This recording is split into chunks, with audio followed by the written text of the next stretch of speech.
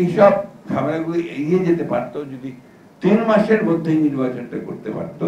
শেখ মুজিবুর রহমান জাতিসংঘের চরম বিশ্বাসঘাতকতা করে একদলীয় শাসন ব্যবস্থা করেছেন।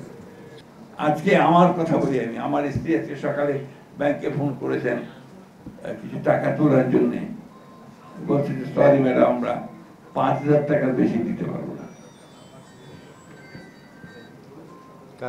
তাহলে কোথায়, আমি সত্যি কথা বলছি আপনাদের, তাহলে কোথায় এই 1 বছরের মধ্যে যদি আমরা সেই পরিস্থিতির যদি আমরা পরিবর্তন আনতে না পারি, তাহলে কিভাবে কি হবে? এইসব ঝামেলাগুলি এড়িয়ে যেতে পারতো যদি 3 মাসের মধ্যেই নির্বাচনটা করতে পারতো। তার একটা ইলেক্টেড গভর্নমেন্ট তার সমস্ত ম্যান্ডেট নিয়ে জনগণকে সঙ্গে নিয়ে এই সমস্ত শক্তিগুলোকে উড়িয়ে দিতে পারত। আমি এখনো বলি যে সময় আছে, এখনো কাম টু ইউর সেন্সেস। অতি দ্রুত এই সনদ সংস্কার এগুলোর কাজগুলোর জটিলতা বৃদ্ধি না করে শেষ করে ফেলেন। অতি দ্রুত নির্বাচনের ব্যবস্থা যেটা ঘোষণা দিয়েছেন সেটার চূড়ান্ত ব্যবস্থা নিন। রাজনৈতিক দলগুলোকে নির্বাচনমুখী করে ফেলুন এবং একটা নির্বাচনের মধ্য দিয়ে জনগণের প্রতিনিধিত্বকে নিশ্চিত করুন। এছাড়া কোনো বিকল্প নেই। বসে নেই কেউ। যারা আপনার ফায়দা নিতে চায় এরা বিভিন্নভাবে কাজ করছে।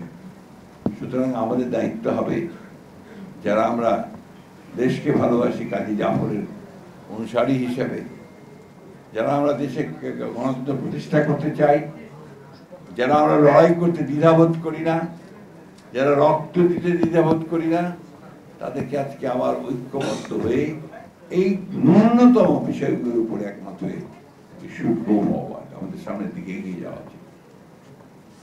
বন্ধুগণ, সুযোগ বারবার আসে না।